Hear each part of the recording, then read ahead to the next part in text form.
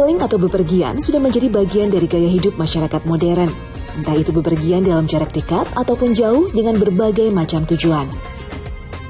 Bagi seorang muslim, saat bepergian hendaknya memahami adab-adabnya agar traveling menjadi lebih bermakna dan bernilai pahala. Islam melalui Al-Quran dan hadis telah mengatur segala sesuatu di dunia termasuk soal adab bepergian. Beberapa adab bepergian dalam Islam diantaranya adalah selalu berdoa sebelum memulai perjalanan. Kita juga dianjurkan melakukan istiqoroh terutama saat hendak pergi haji ataupun umroh. Doa yang paling utama dibaca dalam istiqoroh adalah Astaghfirullah birahmatihi kiarotan fi afiatin, yang artinya, aku memohon pilihan kepada Allah dengan rahmatnya pilihan dalam keselamatan. Doa ini sebaiknya dibaca 3 kali, 7 kali, 10 kali, 50 kali, 70 atau 100 kali. Rasulullah SAW juga menganjurkan waktu yang baik untuk bepergian adalah hari Sabtu, Selasa atau Kamis.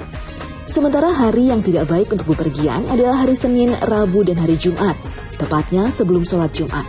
Demikian juga tidak baik untuk bepergian pada tanggal 3, 4 dan 5 bulan Hijriah. Jika terpaksa harus melakukan bepergian pada hari-hari atau tanggal yang tidak baik itu, maka hendaknya bersedekah dan membaca surat Al-Fatihah, surat Falak dan surat Anas, ayat Kursi, surat Al-Qadar dan surat Al-Imran.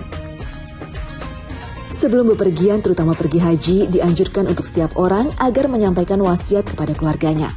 Wasiat bisa berupa urusan yang harus dilakukan, kewajiban ataupun utang piutang. Nabi SAW juga bersabda, apabila seorang muslim akan bepergian, ia harus memberitahukan saudara-saudaranya. Begitu pula wajib bagi saudara-saudaranya menemui ketika ia kembali. Hadis riwayat Bukhari. Muslimin juga dianjurkan bersedekah sebelum bepergian untuk memperoleh keselamatan dan bersedekah lagi ketika kembali sebagai ungkapan syukur. Pemirsa Muslim masa kini, setelah puas bermain dan berkeliling, gak afdol jika saya tidak mencicipi aneka kuliner yang ada di tempat ini. Kali ini pilihan pertama saya jatuh pada aneka sayur mayur dan buah segar. Khusus sayur dan buah-buahan segar ini didatangkan langsung dari pertanian organik di wilayah Bandung, Jawa Barat. Tadi main sama hewan udah, kita lihat anak-anak yang main juga udah. Saya mana terus ngelihat toko souvenir segala macam, kita jalan-jalan keliling pokoknya udah semua. Terakhir nggak afdol nih kalau nggak beli oleh-oleh di sini. Sebenarnya kan ada banyak pilihan antara kue-kue atau sayur mayur hasil pertanian. Ini hasil pertanian dari mana teh? Dari Bandung. Oh dari Bandung. Dibawa setiap hari ke sini? Ya, 2 minggu sekali. 2 minggu sekali. Ini yang masih fresh tuh yang mana? Semuanya masih fresh. Oh, soal harga dari berapa sampai berapa? 15.000 sampai 25.000 yang dari stroberi itu. Wah, jadi kan sebenarnya ya kalau misalnya kita ngambil tanam-tanamannya ini langsung dari kebun, biasanya tuh soal rasa juga beda. Kayak misalnya buah deh gitu, biasanya jauh lebih segar itu pasti jauh lebih manis. Terus kemudian ini tuh buah-buahannya tuh diganti setiap hari atau gimana? Ya. Nanti kalau udah reject itu ditaruh lagi ke sana. Oh gitu. Kalau kayak gitu saya mau strawberry. Strawberry berapa harganya? 25.000. 25.000. Bebas pilih yang mana aja. Kalau beli 2 bisa beli sayuran, mau beli apa aja, bombay, bawang putih gitu. Oh, jadi beli 2 50.000 tapi dapat free-nya sayuran. Ih, lumayan nih buat perempuan-perempuan, ibu-ibu pasti seneng banget. Saya beli 1 dulu tapi. Yang mana aja lah ya. Oke. Sekarang tunggu. Dalam Islam, kalau kita mau mencoba sesuatu, misalnya kita membeli sesuatu, jangan dicoba dulu sebelum dibeli. Akadnya itu harus jelas. Nih kayak saya mau cobain stroberinya. Sebelum saya cobain stroberinya, kita bayar dulu 25.000 ya teh. Ini teh. Akad jual belinya udah aman, udah selesai. Sekarang waktunya kita cobain. Masya Allah. Ini bebas pestisida kan teh? Ya. Tapi ini organik gak sih teh? Organik semuanya. Oh organik. Saya duduk dulu. Kenapa saya pilih duduk kan seperti biasa. Kalau makan itu jangan berdiri. Jadi kita harus duduk. Bismillahirrahmanirrahim.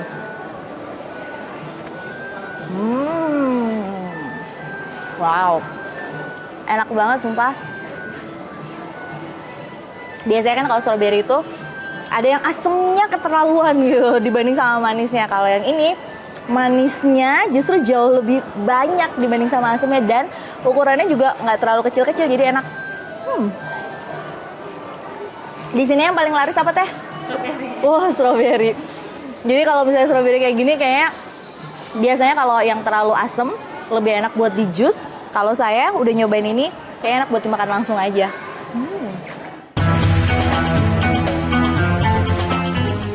Pemirsa, bicara mengenai tanaman organik memang benar jika tanaman dengan sistem pertanian organik lebih menyehatkan. Hal ini karena sistem pertanian organik tidak banyak menggunakan pestisida. Puas dengan aneka buah dan sayur, sekarang kita mampir ke sentra oleh-olehnya. Aneka camilan hingga kue tersedia lengkap di sini. Jadi selain buah-buahan, di sini tuh juga dijual aneka camilan. Wah, dari yang gurih, dari yang manis, dari yang pedes, semuanya ada, tinggal pilih aja. Plus nanti kita juga bisa lihat proses pembuatannya. Sekarang nih, saya lagi cari oleh-oleh yang khas banget gitu, kayak karena kan di sini kan mengusung temanya itu pokoknya serasa di Bandung. Basreng, cocok kan? Kita cari-cari lagi dulu. Terus kalau misalnya aku lihat dari harganya, sebenarnya dari segi harga ini lumayan murah loh. Jadi yang saya pegang ini 15 ribuan. Terus nah, ini juga makaroni balado, harganya cuma 15.000 juga. Jadi sebenarnya semuanya cukup terjangkau lah. Kita beli yang banyak aja sekalian kalau kayak gitu. Oke. Wah, ternyata pusat oleh-oleh di sini tak hanya lengkap, namun juga terjangkau. Jadi, bisa membeli beberapa jenis camilan tanpa menguras kantong. Kalau di Islam sendiri, itu memberikan oleh-oleh kepada orang lain itu pahala loh. Jadi kalau selama ini orang tuh kalau misalnya keluar kota atau keluar negeri bawain kita sesuatu walaupun kecil gitu, jangan dinilai dari harganya. Tapi mungkin kalau misalnya selama kita menjalankan dengan ikhlas, wah bisa berbuah pahala yang luar biasa. Yang penting adalah jangan meminta dan jangan memaksa untuk dibawakan oleh-oleh, itu yang nggak boleh. Ngomongin tentang oleh-oleh, ini saya udah bawa lumayan banyak, tapi saya inget adik saya itu suka banget sama pai susu. Di sini jual pai susu juga. Ini udah di mix atau gimana? Ya udah di mix 3 rasa Kak, satu boxnya. Berapa harganya? 50.000. 50.000, berarti rata-rata semua kuenya di sini tuh emang 50.000 ya? Oke, kalau boleh dicoba dulu ah? Boleh Kak, dicoba dulu aja terserah nih. Oke. Ada 3 varian rasa. Oke. Kita cobain dulu ya biar afdol. Oh, enak. Bedanya sama pai susu yang kalau bisa ada di Bali, kalau di Bali tuh cenderung lebih lembut lagi. Kalau di sini tuh justru lebih apa ya? Lebih kering. Teksturnya lebih kering. Satu lagi boleh ya Teh? Ya boleh Kak. Haji mumpung. Nggak. Karena saya juga penasaran sama rasa coklat.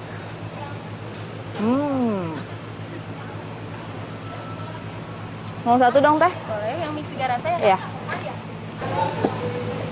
Oke, yuk kita bayar. Ya, sehabis bepergian jauh, hendaknya kita mengingat pentingnya buah tangan. Karena saling memberi hadiah adalah sunnah yang dianjurkan. Asal tidak dipaksakan, hal ini bermanfaat untuk mempererat ukhuwah Islamiyah, apalagi terhadap anak, istri, dan kerabat. Aisyah radhiyallahu anhu menyatakan, Rasulullah SAW biasa menerima hadiah dan biasa pula membalasnya. Hadis riwayat Bukhari. Ya, Rasulullah SAW sendiri menerima hadiah namun tidak menerima sedekah.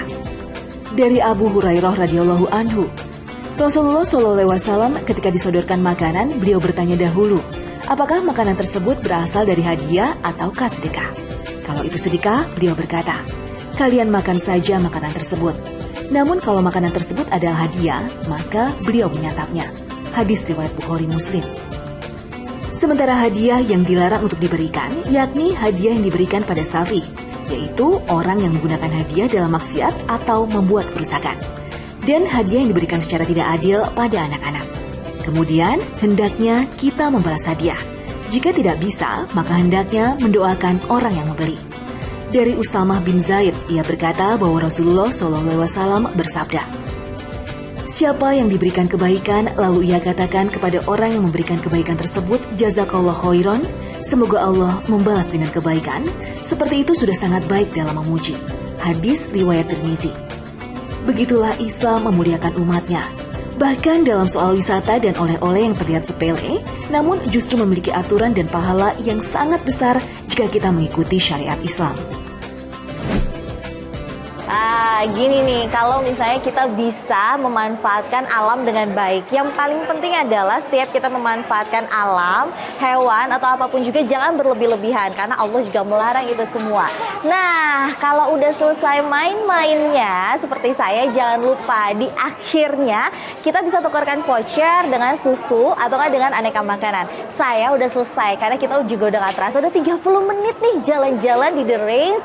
Semuanya udah saya nikmatin. Waktunya saya pamit. Untuk itu jangan lupa untuk tetap menyaksikan program Muslim Masa Kini di jam dan waktu yang sama. Saya Raini Rizky pamit undur diri. Wassalamualaikum warahmatullahi wabarakatuh. Ngantri ya, yuk.